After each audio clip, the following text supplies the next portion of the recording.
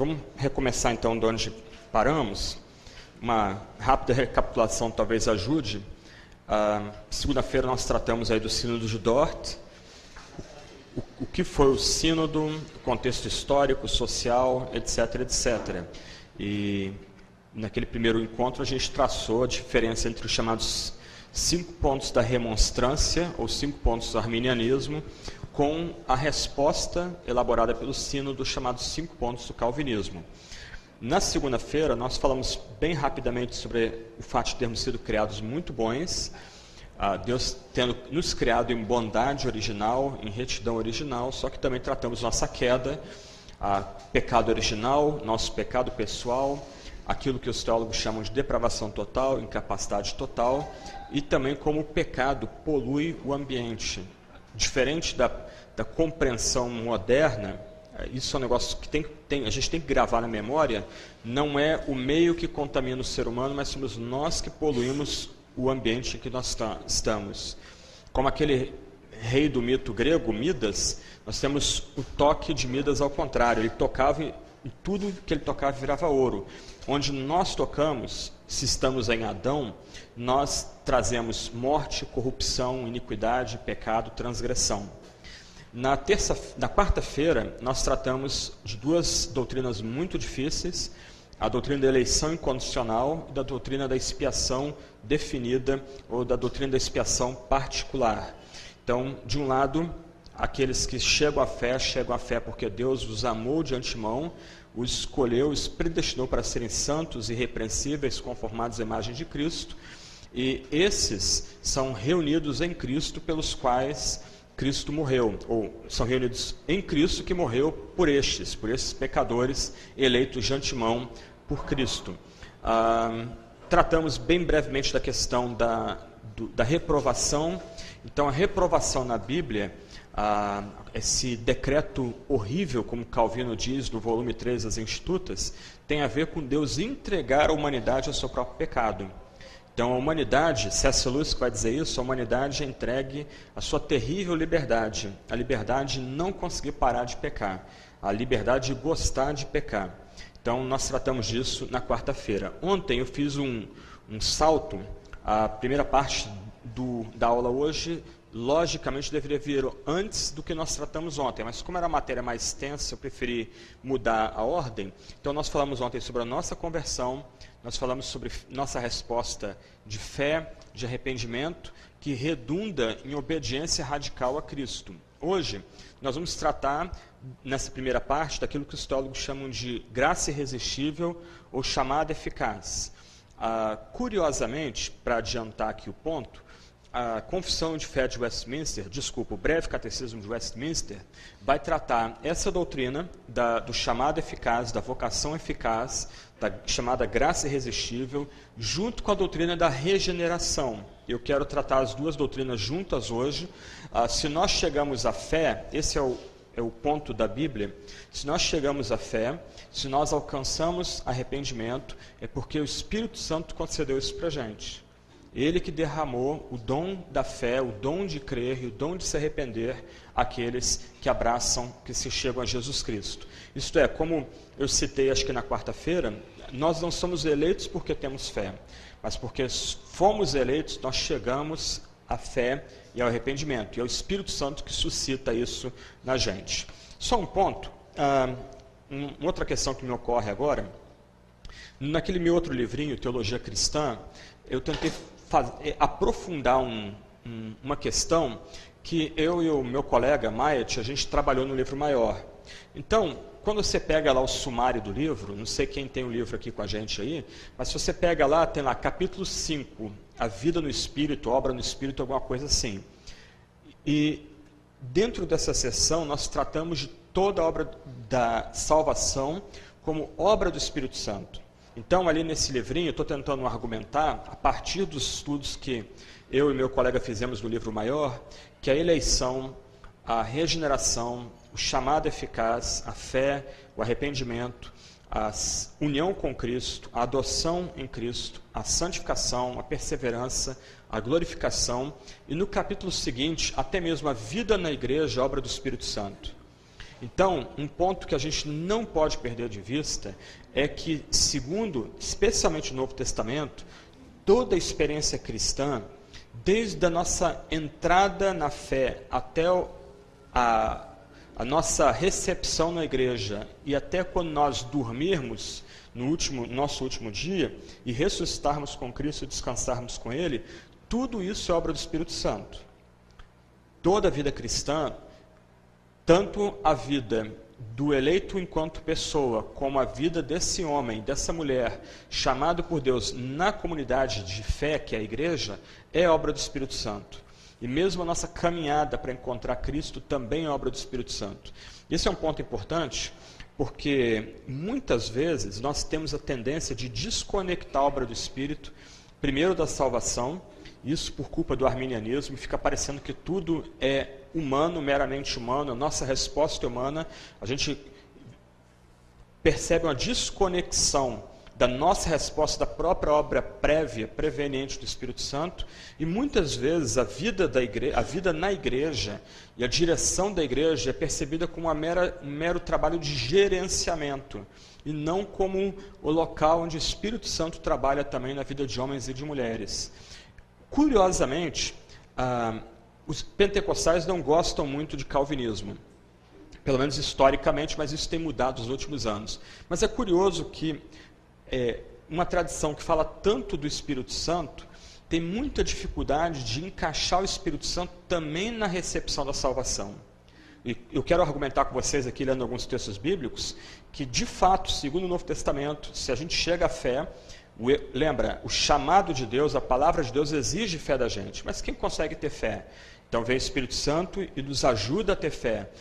A gente é exortado pelo Novo Testamento a abandonar nossos pecados, a nos arrepender dos nossos pecados. Quem consegue abandonar nossos pecados? Quem consegue saltar por cima deles? Quem consegue de fato se desconectar daquela vida anterior de miséria, pecado e vício? Somente aqueles que têm o arrependimento concedido pelo Santo Espírito. A gente vai ler os textos bíblicos daqui a pouco. Ok, vamos trabalhar então com a questão da vocação e da regeneração. Lembrando então que tudo isso é obra do Espírito Santo. A gente tem que se alegrar que o Espírito Santo já trabalha na gente antes da gente ter consciência de que ele está agindo.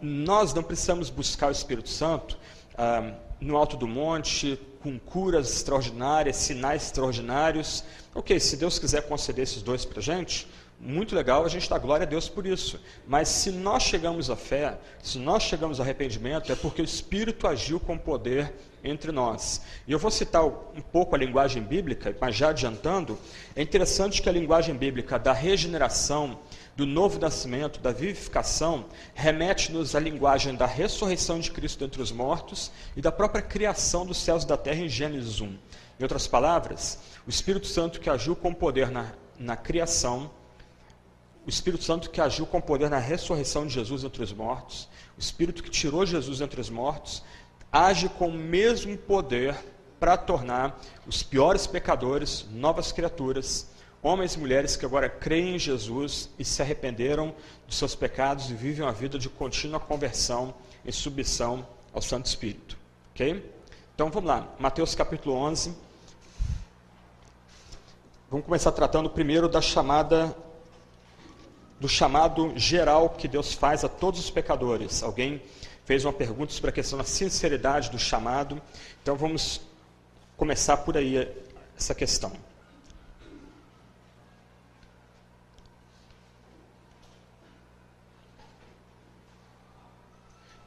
Essa primeira parte é o que os teólogos chamam de vocação geral ou chamado geral. Então vamos ler aí Mateus 11, versos 25 em diante, até o final aí, um texto que vocês conhecem bem.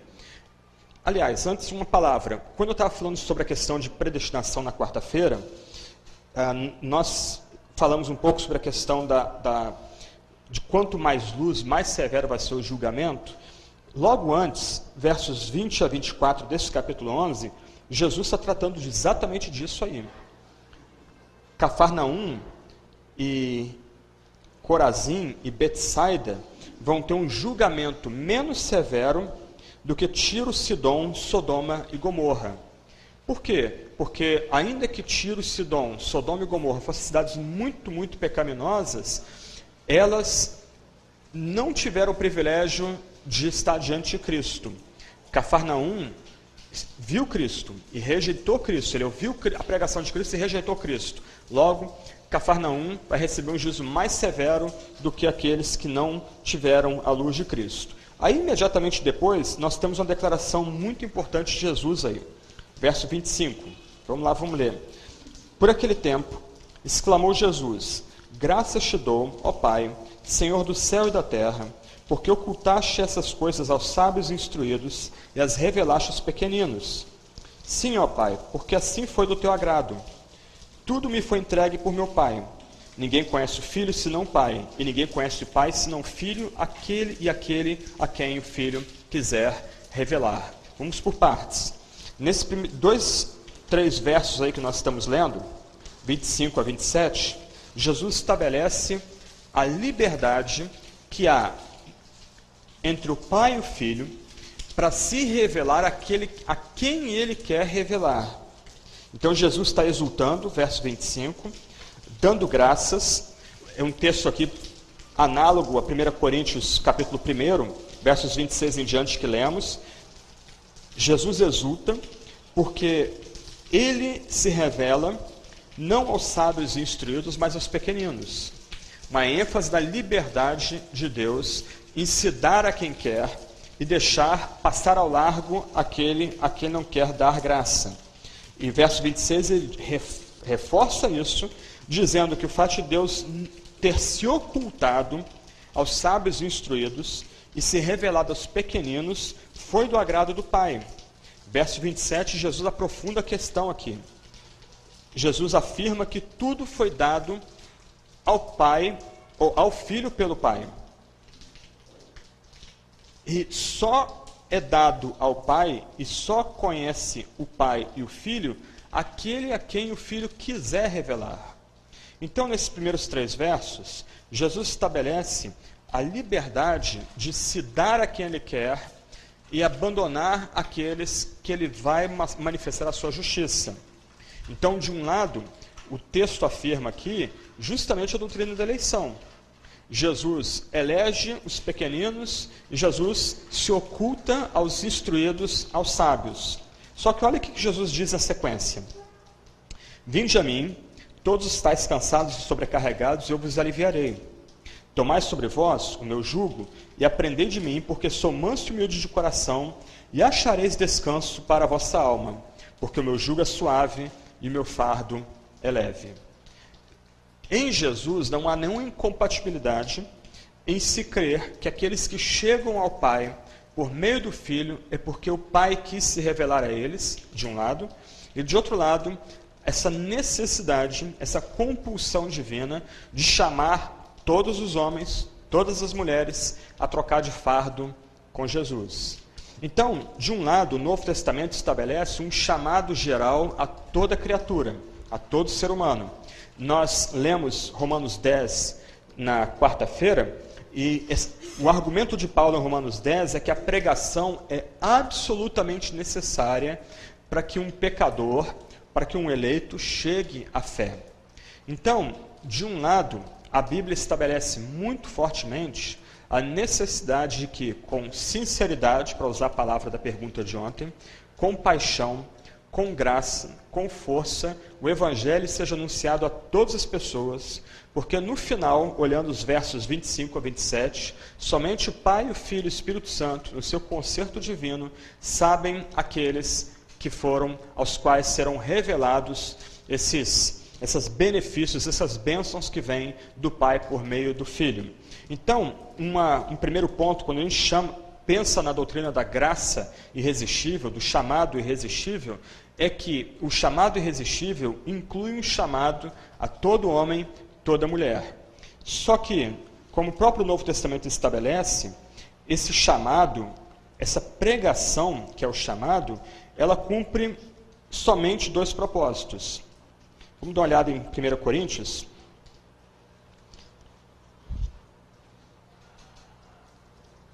Capítulo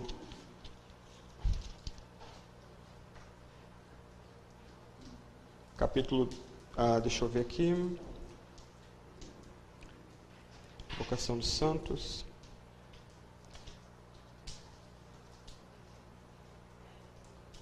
Só um minutinho só.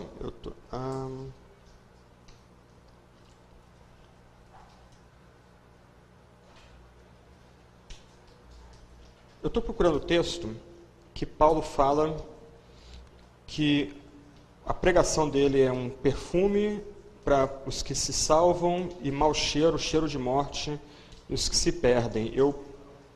Oi? 1 Coríntios 4?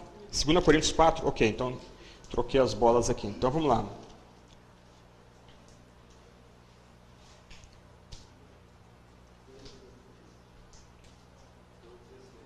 Dois 16?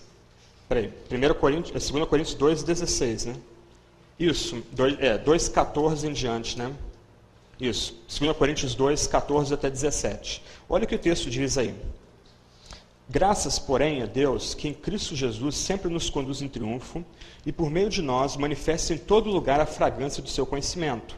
Porque nós somos para com Deus o bom perfume de Cristo, tanto nos que são salvos como nos que se perdem. Para estes, cheiro de morte para a morte, mas para com aqueles, aroma de vida para a vida. Quem, porém, é suficiente para essas coisas? Porque nós não estamos, como tantos outros, mercadejando a palavra de Deus, antes, em Cristo, é que falamos na presença de Deus com sinceridade da parte do próprio Deus. O que Paulo está estabelecendo aí? Qual é o ponto de Paulo aí? A chamada geral é a chamada da pregação. Nós temos que pregar a todo homem e toda mulher. Nós pregamos a todo homem e toda mulher, nós convidamos todo homem e toda mulher para vir a Cristo, para trocar de jugo com Cristo, porque no final só Deus, o Filho, o Espírito, sabem quem virá, quem responderá. Mas do outro lado, o que a gente tem que ter em mente é que o Novo Testamento já ensina que quando a palavra é pregada, quando o Evangelho é anunciado, e Paulo aqui não está falando apenas da pregação formal no púlpito, ele está falando do anúncio do Evangelho, só vai haver dois únicos resultados: quebrantamento e endurecimento. Uns, a pregação é como um perfume para a vida. Para outros, a pregação é um cheiro de morte e vai conduzir esses à morte porque eles são endurecidos ou se endurecem por conta da pregação. Não há nenhum outro meio termo na pregação. Por isso que o anúncio do Evangelho tem que ser feito com muita seriedade, com solenidade. O anúncio do Evangelho tem que ser feito de forma decisiva, não pode ser leviana. A gente não pode brincar com isso, porque se de um lado Deus elege os seus, Deus atrai para si os piores pecadores, do outro lado, é exemplo de Jesus, nós somos comandados a anunciar o Evangelho para todo ser humano, convidar todo ser humano a beber da fonte da vida, a provar o pão que desce do céu, a vir a Cristo, a trocar de jugo com Cristo, mas lembrando que sempre que nós abrimos nossa boca para falar das boas novas, essa palavra só vai produzir dois efeitos, só dois efeitos. Por isso que não é pouca coisa anunciar o Evangelho. Por isso que, especialmente no que se refere à pregação e ao ensino, só deve fazer isso quem foi chamado pelo próprio Deus para fazer. Um aventureiro, uma pessoa que não tem um dom espiritual para pregar ou para ensinar, não deve fazê-lo porque vai ser um desastre. Do outro lado, mesmo nas nossas conversas sobre Jesus, em casa, na escola, no trabalho, a gente tem que fazê-las em solenidade, porque elas ou são cheiro para a morte ou são perfume para a vida. Okay? Então esse é o primeiro ponto da chamada doutrina da vocação, doutrina do chamado. Então você é exortado pelo Novo Testamento a apresentar o chamado de Deus a todos os homens com paixão, com garra, com sinceridade. Vinde a mim, todos. Só que interessante, já é incluído no texto aquela mesma noção que eu trabalhei com vocês na quarta-feira. Vinde a mim, todos os que estáis cansados e oprimidos. Lembra, eu falei que o Novo Testamento nunca chama pessoas a Cristo baseado no amor geral de Deus. Deus ama todos, Cristo ama você, então venha a Cristo. Não, Cristo ama pecadores. Deus ama pecadores. A mesma coisa aqui, vinde a mim, todos estáis cansados e sobrecarregados. Quer dizer, ainda que Jesus convide livremente todas as pessoas, só virá a ele quem? Aqueles que se entendem cansados, oprimidos, em busca de alívio. Então, o convite geral que a gente tem no Novo Testamento, esse convite geral de Jesus aqui, não é um convite sem implicações sérias. Ele já tem no seu escopo, no seu bojo, uma exigência de reconhecer-se como cansado, como oprimido, para encontrar alívio de Jesus. Em outras palavras, o incrédulo lê o texto, vinde a mim. Puxa, o Salvador convidando. Mas eu tenho que reconhecer que eu estou cansado e sobrecarregado, e que eu preciso alívio dele. Eu preciso entender que eu tenho que trocar de jugo com ele. E que ainda que ele coloque uma canga sobre mim, a canga dele é uma canga que me traz descanso e é suave e vai me dar refrigério. É uma canga leve. Quer dizer, em outras palavras, ao mesmo tempo que eu me reconheço cansado, oprimido, eu recebo esse convite, do outro lado eu me coloco debaixo da autoridade daquele que me convidou. O que nós vimos ontem, a fé e arrependimento, elas têm que desembocar numa obediência radical, num segmento radical de Jesus Cristo. Então esse é o primeiro ponto, chamada eficaz. A chamada geral. Então o Novo Testamento nos instrui, nos comanda a convidar homens e mulheres para chegar à fé. Como ouvirão se não há quem pregue? Como crerão? Por meio da palavra. E a gente tem que pregar a tempo e fora de tempo, homens e mulheres, aqueles que estão ao nosso redor, aqueles que Deus coloca no nosso caminho, para que eles, se for da vontade, do agrado do Pai e do Filho, eles cheguem à fé salvadora. Ok, vamos passar então para o segundo ponto aí, que é a chamada eficaz. A gente vai agora para Efésios 2, que nós já estivemos lendo essa semana. O que é a chamada eficaz? O que é a vocação eficaz? O chamado geral é o chamado externo, feito a todos os homens, mediante a pregação, o ensino, o nosso bate-papo, a nossa conversa, centrado em Cristo. O que é o chamado eficaz? O chamado eficaz é aquela obra do Espírito Santo, interna, no coração do eleito, que internece o eleito, quebranta o eleito, humilha-o, revela a ele a necessidade dele se agarrar a Cristo e ajuda-o a ter fé, ajuda-o a se arrepender, se unir a Cristo e entrar na nova vida. Então, nós estivemos lendo Efésios 2, 1 a 3, vamos ler agora do 2, 1 até o 10. Ele vos deu vida, estando vós mortos nos vossos delitos e pecados, nos quais andastes outrora, segundo o curso deste mundo, segundo o príncipe da potestade do ar, do espírito que agora atua nos filhos da desobediência, entre os quais também todos nós andamos outrora, segundo as inclinações da nossa carne, fazendo a vontade da carne e dos pensamentos, e éramos por natureza filhos da ira, como também os demais. Uma situação desesperadora. Como homens e mulheres, descritos dessa forma, podem chegar à fé? Como homens e mulheres, mortos em delitos e pecados, escravos do mundo, do diabo, da carne, encerrados para o dia da ira, podem chegar à fé? Como uma pessoa descrita assim pode escolher Jesus? Como uma pessoa assim pode usar o seu livre-arbítrio para entrar numa relação nova com Deus? Impossível. É necessário que haja um chamado interno, é necessário que haja uma obra poderosa do Espírito, levando essa pessoa a abraçar Jesus. Continuando o texto. Mas Deus, sendo rico em misericórdia, por causa do grande amor com que nos amou quem? Capítulo 1, verso 4. Aqui, nos escolheu, nos predestinou. Verso 7. Temos a redenção, a remissão dos pecados. Verso 11. Fomos feitos herança, predestinados.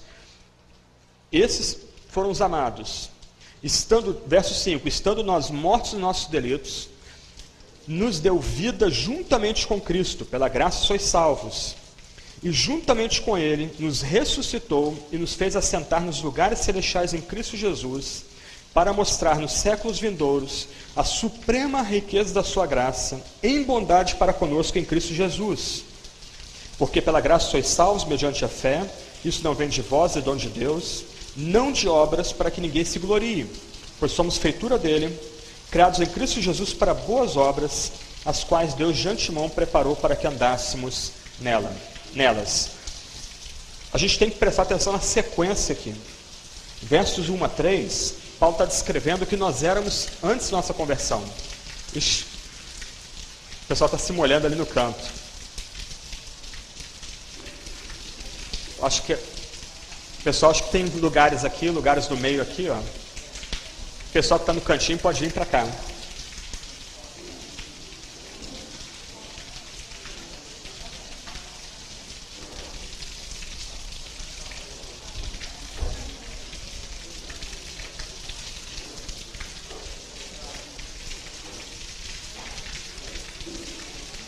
Tem lugar aqui também, se alguém quiser.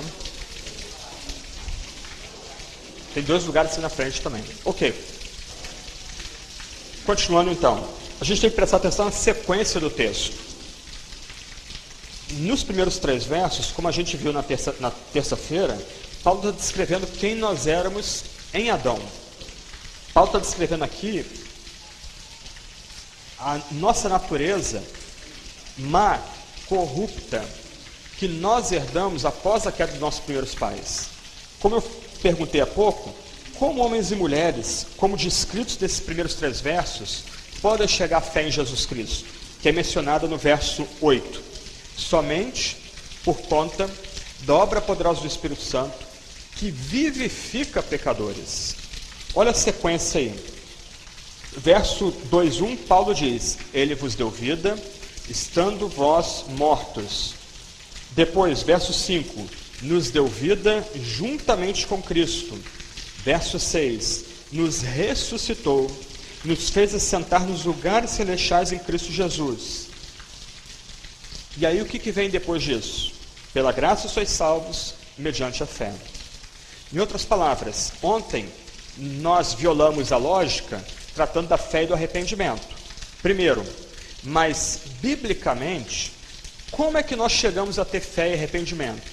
Por causa desse chamado interno, dessa graça interna que opera somente no coração dos eleitos e que leva os eleitos a colocar sua fé em Jesus Cristo, excluindo completamente obras. Em outras palavras, ninguém vai ao céu arrastado pelas orelhas. Essa é a caricatura que geralmente se faz do calvinismo. Deus então obriga os eleitos a ir para o céu. De forma nenhuma. Nós antes estávamos cegos. Nós éramos surdos à palavra divina. Nós estávamos em estado de morte. Nós tínhamos uma escravidão existencial ao mundo, à carne, ao diabo. A gente não conseguia ver a Deus. Antes, a gente adorava os nossos próprios ídolos. Agora, quando o Espírito vem a nós, quando o Espírito Santo nos dá vida, quando o Espírito Santo internece o nosso coração, quando o Espírito Santo quebra aquelas bolas que mantinham a gente escravo, a gente não consegue resistir ao encanto da beleza do próprio Deus. Esse é um ponto importante aqui. A gente medita pouco em Deus, a gente gasta pouco tempo meditando em Deus o Pai, Deus o Filho e Deus o Espírito. A gente repete um salmo na oração quase como um chavão: te adoro na beleza da tua santidade. Mas o texto não é chavão. O ponto do salmista é que Deus é o ser mais belo que há. E quando o Espírito Santo começa essa obra descrita aqui em Efésios 2, nos dando vida, nos vivificando, operando um novo nascimento na gente, que nos conduz à fé, que nos conduz ao arrependimento, os nossos olhos são abertos e a gente vê Deus como o ser mais belo que há. E a gente não consegue resistir à beleza de Deus. A gente não consegue resistir ao fato de que o nosso Deus, Pai, Filho e Espírito Santo, é o Criador, é o Reconciliador, é o Redentor. Ele é santo, Ele é gracioso, Ele é amoroso, Ele é bondoso, Ele é o Deus da criação, Ele é o Deus da providência. Não há outro ser como Ele. O milagre da cruz, o fato de Jesus ser Deus e homem, para nossa expiação, para nossa propiciação, o fato do Espírito Santo vir como penhor da nossa herança, como um selo que nos marca, a gente não consegue resistir a esse Deus.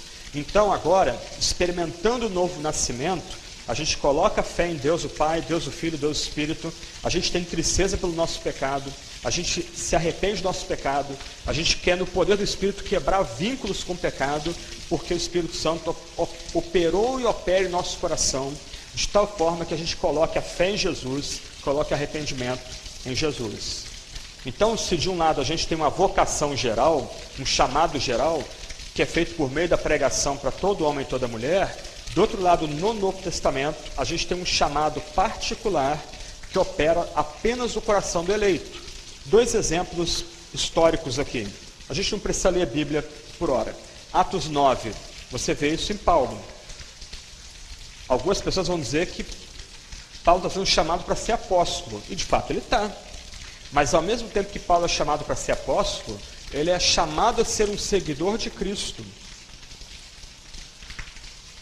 Jesus se apresenta a ele e chama o apóstolo, aquele homem, Saulo, pelo seu próprio nome e muda a vida daquela pessoa, daquele homem. Ele que antes odiava a igreja, respirava ameaças, parece um touro bravo ali, fungando, agora ele se torna um apóstolo dos gentios, pronto a sofrer e até mesmo morrer por Jesus Cristo. A gente vê isso na história de Lídia, em Atos 16. O texto vai dizer que Deus abriu o coração dela. Deus mudou o coração dela. Deus interceptou o caminho dela. Então, se de um lado o convite é para todos, e esse convite é feito de forma externa, por meio da pregação, do ensino, do anúncio, das nossas conversas, do outro lado, há um chamado interno, irresistível, que opera uma mudança em nossa vida, uma mudança espiritual em nosso coração, que leva-nos a ter fé em Jesus Cristo e abandonar os nossos pecados de outro lado. Por exemplo, a gente pode pensar em Hebreus. Nós temos ali, em Hebreus, uma galeria de heróis descritos ali em Hebreus, do Antigo Testamento. Você tem homens e mulheres nobres que viveram para Deus, morreram para Deus, gastaram sua vida servindo o Deus da aliança. Só que a descrição dos heróis da fé não termina em Hebreus 11. Ela vai avante, ela vai para Hebreus 12.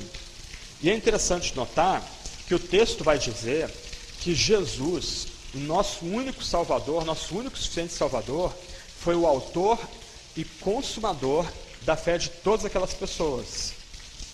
Em outras palavras, o que o autor de Hebreus quer ensinar? Que Abraão, Isaac, Jacó, Davi, Moisés, Josué, os profetas, eles tiveram fé em Cristo sem vê-lo. Mas no final, ainda que isso fosse exigido dele, a fé nas coisas que não se veem, mas se esperam, do outro lado, Jesus, nosso único suficiente Salvador, é que criou a fé naqueles homens e sustentou a fé daqueles homens até o dia vindouro. E por isso a gente pode ter esperança, por isso a gente pode ficar consolado, que se aqueles homens não viram Cristo, provaram Cristo assim, muito mais nós, que agora somos chamados depois da morte e ressurreição de Cristo. A chuva está atrapalhando? O som? Não? Não? Eu que não estou escutando a mim mesmo aqui, mas tudo bem. Ok. Qualquer coisa vocês interrompam aí e falam então aí. Então, o ponto de Hebreus, do autor de Hebreus é esse. Olha, se aqueles homens chegaram à fé por meio de Jesus Cristo, sem vê-lo, muito mais nós agora, que já ouvimos sobre Jesus, que é a revelação final de Deus para nós. Se Jesus foi o autor e consumador da fé daqueles homens e daquelas mulheres, muito mais de nós aqui, por isso a gente tem que perseverar na carreira que nos está proposta. Vamos ler alguns textos de Atos aí.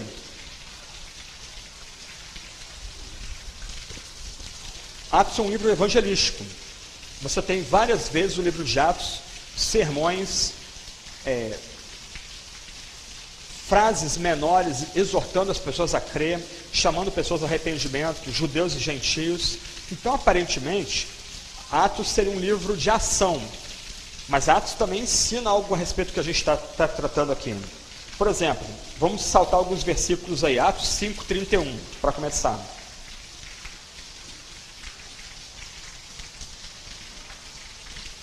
Atos 5, verso 31.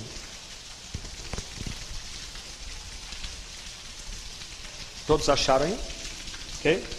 Deus, com a sua destra, o elevou a príncipe salvador para dar a Israel o arrependimento e remissão dos pecados. Atos é um livro evangelístico. Você tem vários sermões no livro de Atos. Você tem vários versículos que resumem convites evangelísticos. Mas olha o que o versículo está dizendo. É que Deus que concede ao seu povo o arrependimento e a remissão dos pecados. Nota, não é a obra de Deus é remissão dos pecados, a nossa obra é arrependimento. Não. Ainda que o arrependimento seja exigido da gente, e a gente responda a Deus com arrependimento, é Deus que opera esse quebrantamento, essa humilhação no coração daquele que vai a Jesus. Atos 11, 18.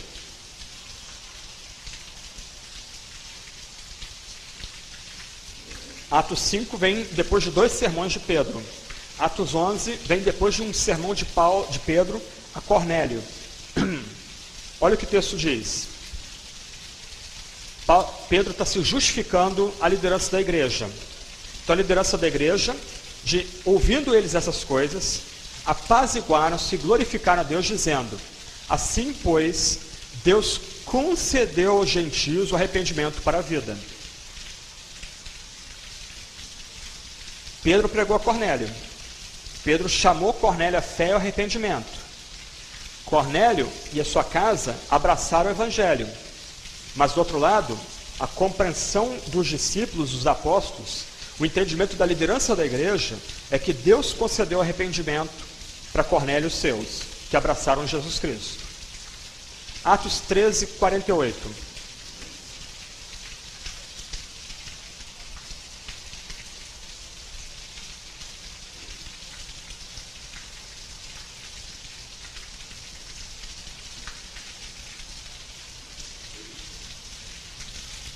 Todos acharam? Os gentios, ouvindo isso, alegravam-se e glorificaram a palavra do Senhor. E creram todos quantos haviam sido destinados para a vida eterna. Quer dizer, de um lado o arrependimento é concedido pelo próprio Deus, e agora, o próprio confiar, o próprio crer, também é concedido pelo próprio Deus. Eu falei de Lídia, Atos 16, 14.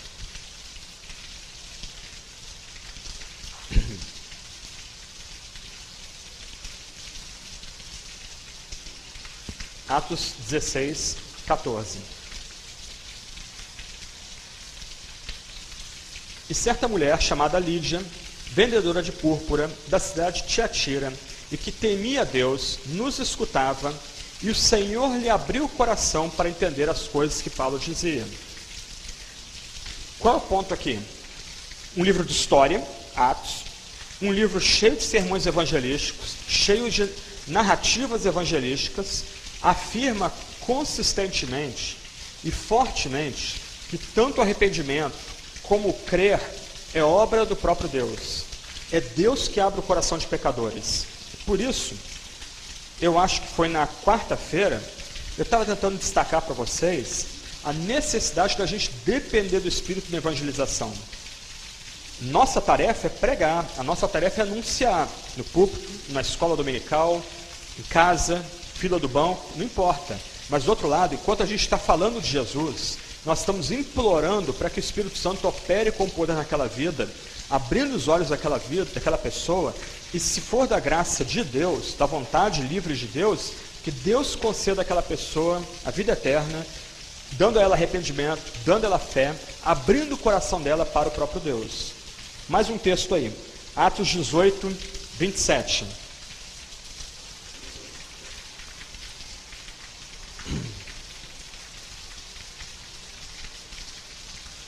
Querendo ele passar a Caia, os irmãos o animaram e escreveram aos discípulos que o recebessem, e tendo ele chegado, auxiliou muito aos que pela graça haviam crido. Mais uma vez, aqui é a última vez do livro de Atos, é enfatizado com muita força que aqueles na Caia que chegaram à fé somente pela graça divina.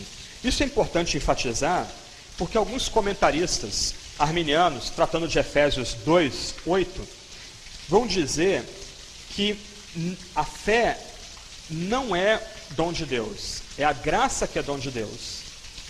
Mas isso é uma forma muito frágil de tentar escapar do ensino maior de todo o Novo Testamento, que aqueles que se arrependem pela graça divina, aqueles que chegam à fé por obra de Deus.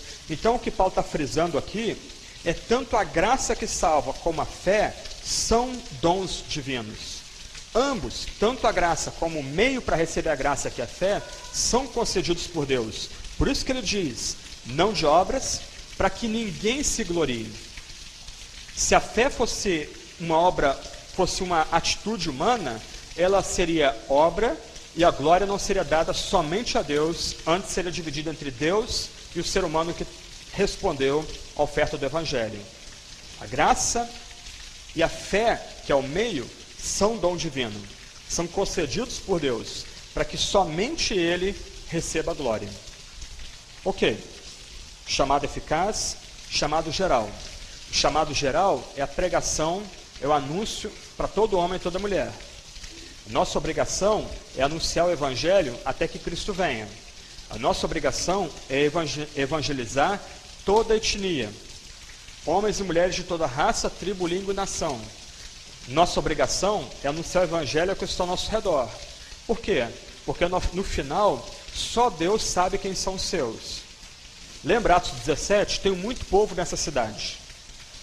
Paulo não conhecia quem era um povo, mas ele ousadamente entrou na cidade para pregar o Evangelho. O mesmo se aplica a nós. Há muito povo de Deus nessa cidade. Nossa obrigação é pregar o Evangelho. Esse é o chamado geral.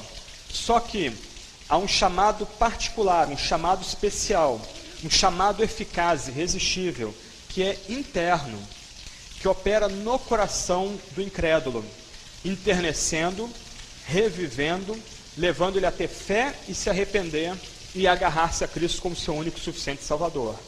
Então, quando nós evangelizamos, quando nós estamos pregando o Evangelho, nós temos que implorar para que o Espírito Santo venha com poder. Jesus diz em Mateus, vocês erram porque vocês não conhecem nem as Escrituras nem o poder de Deus. Nós temos que manter juntos a palavra e o Espírito.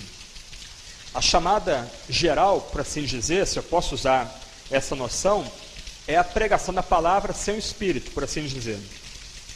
É a leitura sem vida, sem o Espírito Santo do texto bíblico. Agora, quando o Espírito Santo se acopla ao texto bíblico, o Espírito Santo opera com poder, enternecendo, quebrando e levando o pecador à fé e arrependimento em Jesus Cristo.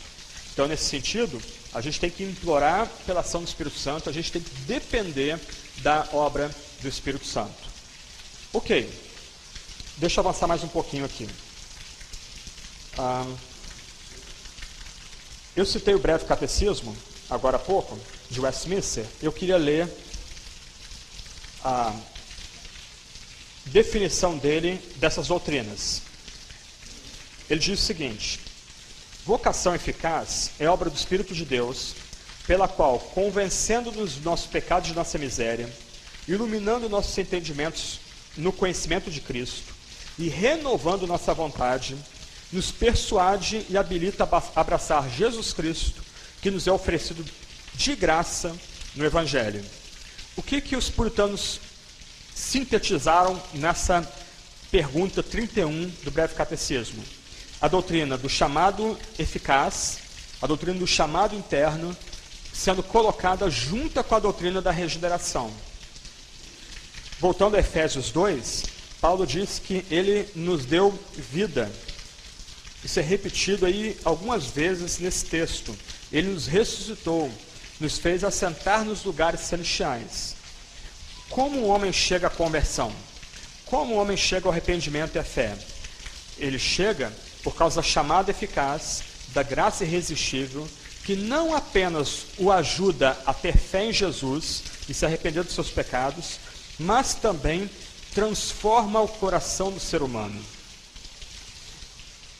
Quando o Espírito Santo alcança o eleito e leva o eleito a ter fé em Jesus e se arrepender dos seus pecados, o Espírito Santo ele opera um milagre espiritual, renovando, ou melhor, começando a renovar aquela imagem que nós tínhamos antes da queda e que foi manchada pelo pecado após a queda dos nossos primeiros pais. O Novo Testamento usa uma série de palavrinhas para falar da obra do Espírito Santo.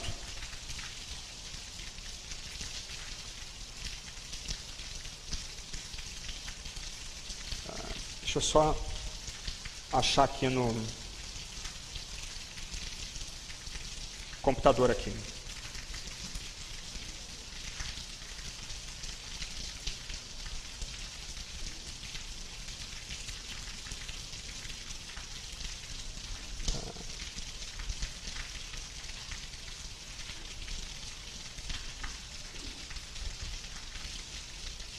Estou usando outro computador da minha esposa e me perdi aqui.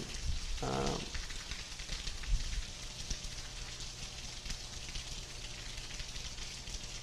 um minutinho só.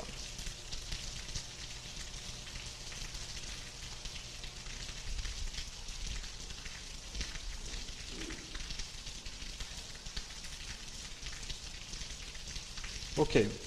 As palavras que o Novo Testamento ensina ou usa para falar da regeneração são novo nascimento, nova criatura, ressuscitar, renovação no espírito e na mente, morte para o pecado e vida para Cristo, despir-se do homem velho e vestir-se do homem novo, enxerto em novo tronco, implante da semente divina no coração e participar da natureza divina. Então, o Novo Testamento estabelece o fato de que aqueles que foram chamados por Deus e por isso chegam à fé e arrependimento, esses também são transformados. A natureza destes é modificada. Então vamos tentar entender isso em termos da história bíblica maior. Terça-feira nós falamos rapidamente sobre o fato de que homem e mulher foram criados em imagem divina, em bondade e retidão original. Só que eles caíram, e toda a humanidade cai neles. Todos nós agora, em Adão, estamos em escravidão ao mundo, à carne e ao diabo, estamos em cegueira espiritual, mente entenebrecida, ensurdecidos. O que o Espírito Santo começa a fazer no momento que nós somos chamados à fé e arrependimento?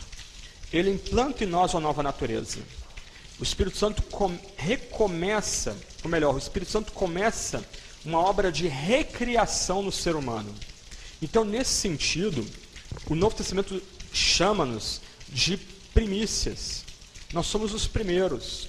Um cristão, na verdade, ele começa a provar uma transformação que no último dia vai torná-lo superior aos nossos primeiros pais no paraíso. Depois eu posso colocar isso no quadro. Mas a gente podia fazer uns desenhos aqui. Escrevendo criação e queda. Gênesis 1 e 2, Gênesis 3, Apocalipse 20. Mas, junto com a queda, e já em Gênesis 3, a gente tem a palavra da redenção. Gênesis 3, Apocalipse 20. Criação, queda, redenção entre ambos aqui. Qual o alvo da redenção? Acima da criação, a restauração de todas as coisas. O alvo da redenção é não só renovar a criação, mas levá-la a uma glória que nem mesmo na sua criação original ela teve.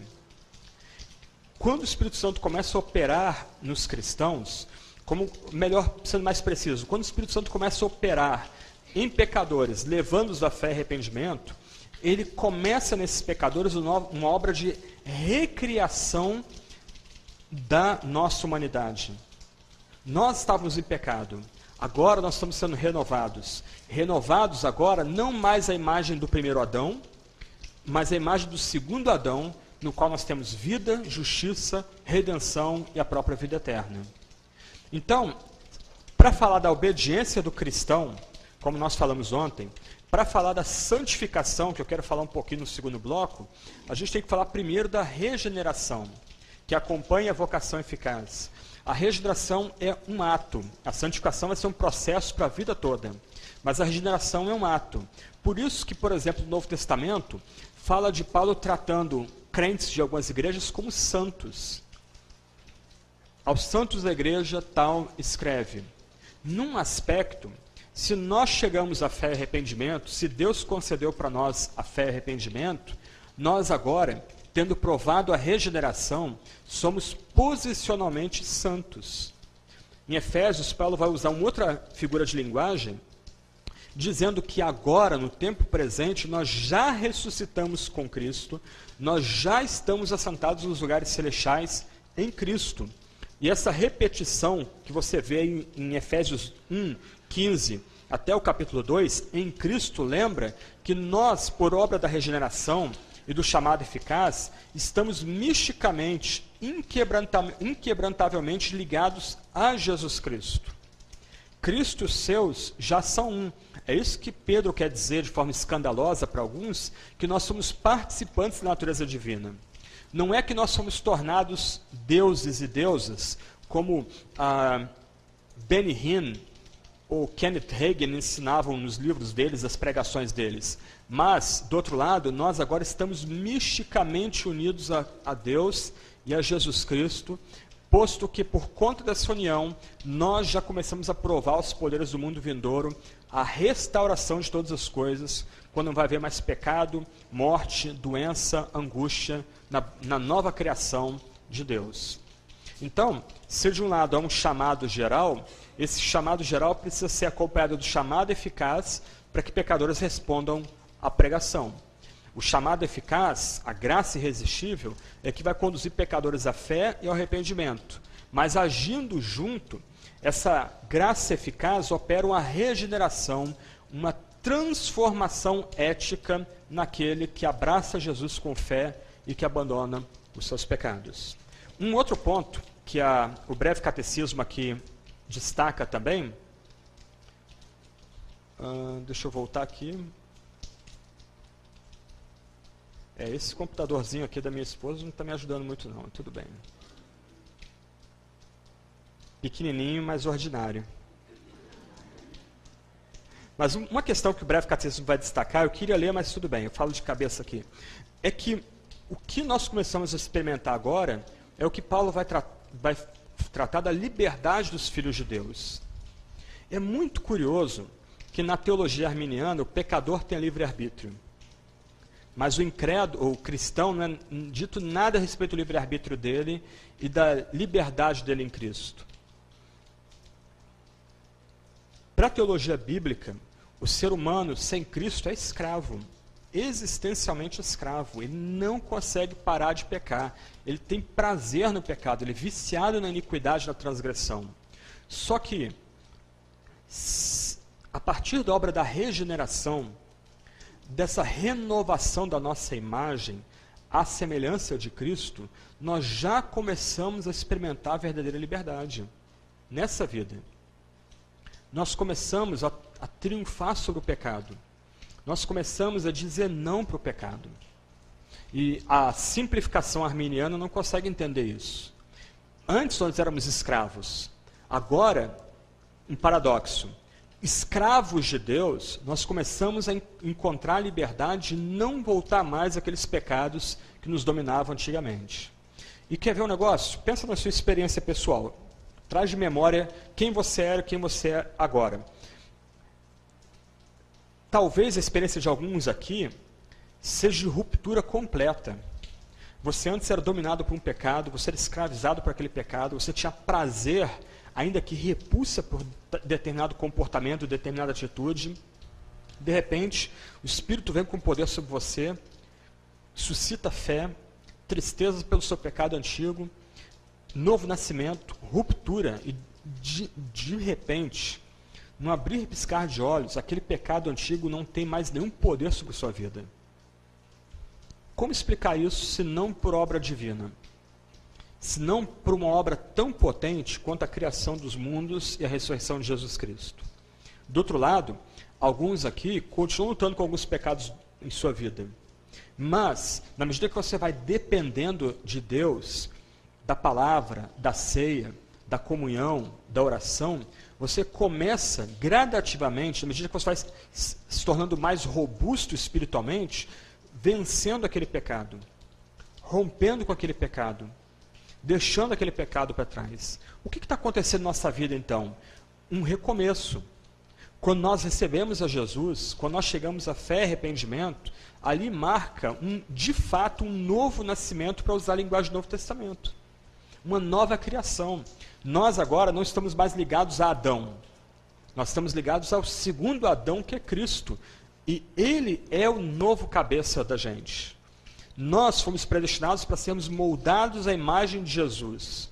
Então, um crente de fato, um crente verdadeiro, não um lobista profissional em Brasília usando o nome de Jesus de forma vã, jogando o nome de Deus na lama. Um verdadeiro cristão é alguém que você pode olhar e perceber Cristo nessa pessoa. E, gente, nós perdemos isso no nosso meio. Isso é um ponto muito sério. A nossa moral hoje é elástica. Nós absorvemos a ética do jeitinho que está entranhado em nossa cultura. Pensa nos nossos relacionamentos, divórcio na nossa comunidade, relações sexuais antes do casamento, vício com pornografia, tolerância com pornografia. Ok, esses são talvez pecados mais escandalosos, mas nosso vício ao poder, a forma como a gente lida com o dinheiro. Agora irrompeu um novo escândalo lá no Espírito Santo, uma denominação que tem mais ou menos 50 anos no Brasil, foi pega desviando dinheiro de oferta dos próprios fiéis. Pessoal cheio de desculpa e não me toques e dedos. E aí, gente? Como é que o mundo pode encarar a gente com seriedade se nós não espelhamos Cristo de fato? Nós não estamos experimentando essa renovação da nossa imagem à semelhança de Jesus Cristo, que é o nosso espelho. Que tem que ser o nosso espelho. Então aqui você tem uma via de mão dupla. De um lado, ok, nós somos chamados. O Espírito Santo foi derramado sobre nossa vida e nós chegamos à fé e arrependimento. Nós provamos regeneração, novo nascimento, vivificação. Nossa imagem agora não é determinada pelo que nós éramos. Então não há espaço agora para o crente como Lutero, né? Não há roubo de, depressão. A gente dizer que a gente é um miserável saco de pó e vermes. Não há mais espaço para o cristão se autodepreciar. Por quê? Porque você é renovado à imagem de Jesus Cristo. Do outro lado, a gente não basta a gente se regozijar com isso, usufruir isso. As pessoas, de fato, têm que ver Jesus em nós. Então, não tem que ter espaço no nosso meio para competições, para disse-me-disse, tolerância com pecados. E, gente, o ponto aqui é complicado. Um pecadinho é igual a maçã podre num cesto. Você tolera aquele pecadinho, daqui a pouco ele polui toda a comunidade. Você permite que a igreja tenha purões, permita que a igreja tenha seus esqueletos no armário, uma hora esses esqueletos vão sair e vão detonar a comunhão cristã. Do outro lado, a gente tem que ter misericórdia com o que cai e se arrepende. A gente estende a mão para ele. Se você lembra de Mateus capítulo 18, a exclusão é o último recurso para o impenitente, para aquele que tem o coração endurecido.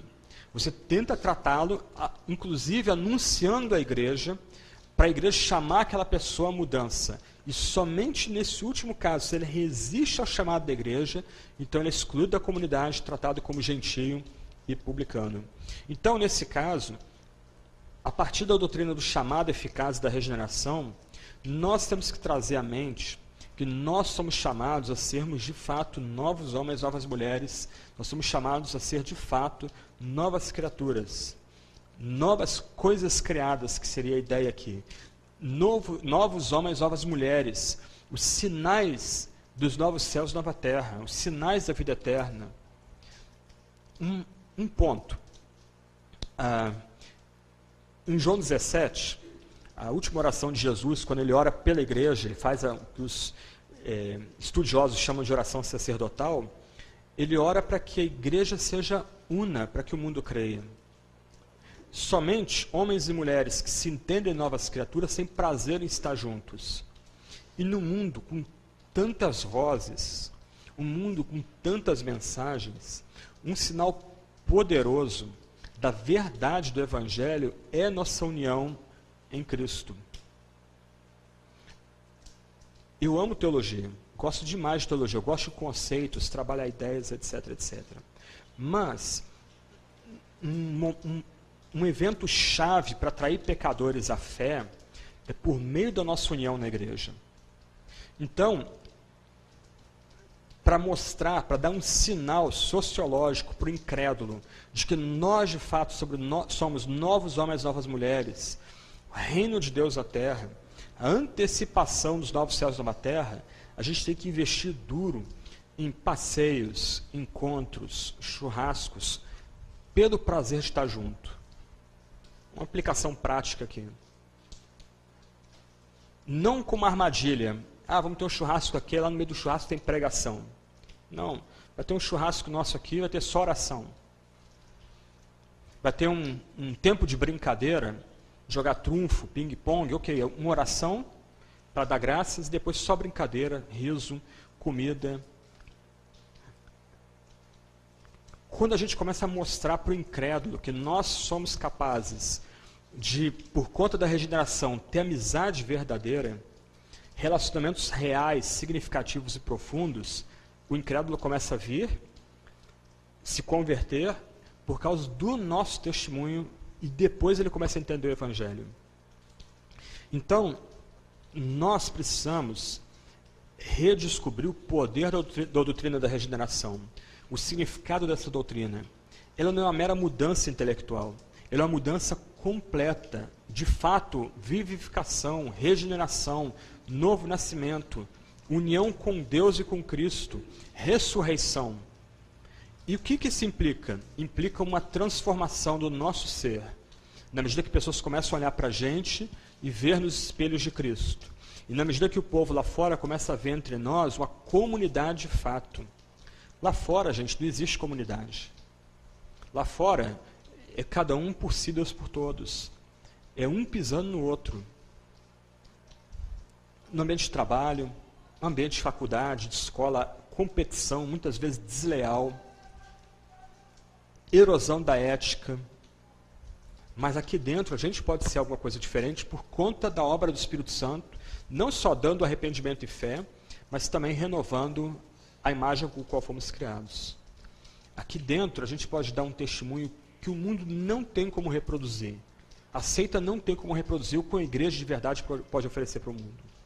Aliás, ontem eu falei um pouco sobre o culto. Quando nós temos culto significativo, a gente não quer deixar de ficar junto. Vocês já experimentaram, alguns de vocês já devem ter experimentado isso. Tem aquele culto bacana, boa pregação, boa música, boa oração. Poxa, hoje foi culto, hoje foi celebração. O pessoal não quer sair da igreja. O pessoal não quer deixar a igreja. Invista na cantina como um tempo de ficar junto, de permanecer junto, de ter tempo para conversar. Olha, vamos sair aqui, vamos morar aqui fora por algum problema. E as pessoas estão olhando isso. Lá fora, alguém carrega o fardo um do outro. Lá fora, alguém, como Paulo vai dizer, suporta. E o suportar ali é carregar no colo os seus irmãos e irmãs da fé? De forma nenhuma. Mas aqui a gente pode fazer isso. Por quê? Por causa desse novo nascimento que foi operado em nós. E que, de outra forma, é um sinal dos novos céus e nova terra. Quando Deus vai ser tudo em todos. Quando todos nós vamos ser irmãos. Quando nós vamos celebrar as maravilhas da graça por toda a vida. Quando nós vamos nos banquetear por toda a eternidade com Abraão, Isaque e Jacó, com Moisés e com Elias, com todos os santos apóstolos. E o banquete, ele é banquete. As imagens do céu são reais. Não é carne de sol, mas é um carneiro dourando na brasa. Muito vinho, espero que ninguém se escandalize. E vinho do bom. Lembra, Jesus, ele multiplica o melhor vinho da festa. Não era vinho paraguaio. Ops, isso é politicamente incorreto. Não era vinho chileno, vinho francês. Não sei, estou brincando. Mas é festa. As imagens de novos céus e nova terra são imagens lúdicas. De gente comendo, bebendo, rindo e brincando. Quando Jesus fala do céu como bodas, ele tem em mente a festa de casamento em Israel, que durava de 7 a 15 dias. Você já imaginou uma festa de casamento durar tanto? E essa é a imagem que Jesus traz para falar de céu. Nós podemos começar a experimentar o céu aqui na terra, a partir do entendimento da doutrina da regeneração e do chamado eficaz. Onde o Espírito Santo não só dá fé e arrependimento para a gente, mas o Espírito Santo muda a nossa natureza. Nós não conseguimos mudar as nossas pintas. Né? Lembra do profeta? Né? O leopardo consegue tirar a sua própria pinta. O Espírito Santo faz isso pela gente. Ele muda a gente. Ele infunde em nós uma nova natureza. Ele nos vivifica de fato, novos homens, novas mulheres em Cristo. Okay? Pastor Cleiton. Depois do intervalo a gente fala de perseverança, santificação e perseverança e um pouquinho de glorificação também.